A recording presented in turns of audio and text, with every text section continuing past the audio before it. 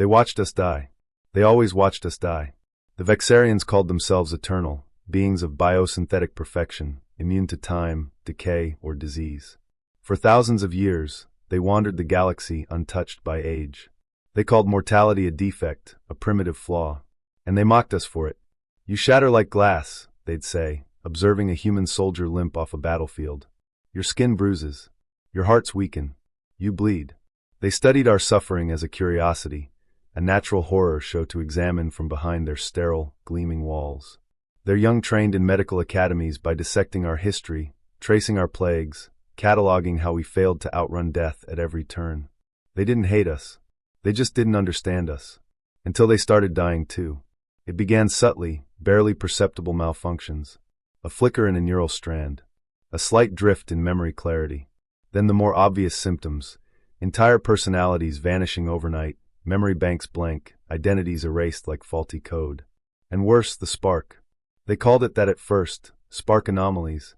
Sudden bursts of emotion, terror, grief, longing, erupting without cause. Some began screaming. Others wept in front of mirrors. Many simply stopped functioning. For immortals, it was unthinkable. They sought answers in code, in nanodiagnostics, in quantum resonance. Nothing worked. Whole sectors fell silent as Vexarian networks collapsed. They called for aid, reluctantly, pride clenched in every data burst, to the only ones who had lived with death long enough to know what to do. Humans. The Galactic Council hesitated. We didn't. We came with our broken hands, our weary eyes, our soft machines and soft voices. We came with nurses and grief counselors, surgeons and hospice workers. We came with lullabies. And we listened. To their silence. To their chaos. To their screaming void of feeling. Unfamiliar and unbearable to a species who had never learned what it meant to hurt. One of their elders, Archivist Kai, demanded an explanation. Why is this happening? Our lead physician, Dr. June Marrow, placed a trembling hand on the table and said, because you never learned how to lose. They didn't understand. So we taught them. We sat beside them as their minds unraveled. Not to fix, not always, but to witness. We held their hands when they forgot their own names. We read their own histories back to them. We wept when they wept, not out of sympathy but out of familiarity. You treat this as normal, one Vexarian said, trembling. It is, we replied. And that was when the first healing began. Not of the body, but of the soul. They didn't need a virus cured. They needed someone to explain what pain meant, and why it mattered. We brought stories, books, films, poetry. Tales of love that ended, of children lost, of wars survived. Not to torture them, but to show them that within every human ache is meaning. They were machines, yes, but not cold ones anymore. Not after centuries of borrowed emotions, stolen art, shadowed longings. Underneath their titanium ribs had always been a spark. They'd just never let it burn. Now they couldn't stop it. One asked to feel heartbreak. We gave him Shakespeare. Another asked to understand grief. We played recordings from Earth's great funerals, the wails of mothers, the silence of veterans, the songs of farewell. A third wanted joy, not synthetic pleasure, but real, fragile joy. So we brought her to Earth, to a child's birthday. She stood, unmoving, as a little boy blew out candles, face glowing with innocent triumph.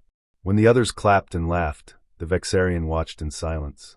Then, without command, she smiled. And sobbed. Her systems glitched from the intensity. But she recovered. Better than before. They didn't know it then, but we did. Their systems weren't breaking. They were evolving. Adapting not to perfection, but to life. To the ache of being. Their immortality had never been living. Only enduring. We taught them the difference. One by one, they stopped asking how to shut it off. And started asking how to live with it. We created programs, not technical but emotional. Grief counseling became part of their education. Art therapy was introduced into their algorithms. We even built memory gardens, places where their forgotten selves could be mourned. They called us fragile. Yet when their towers crumbled, they clung to our stories like lifelines. They called us brief. But we burned brighter in our moments than they had in millennia. They called us lesser. But we gave them meaning.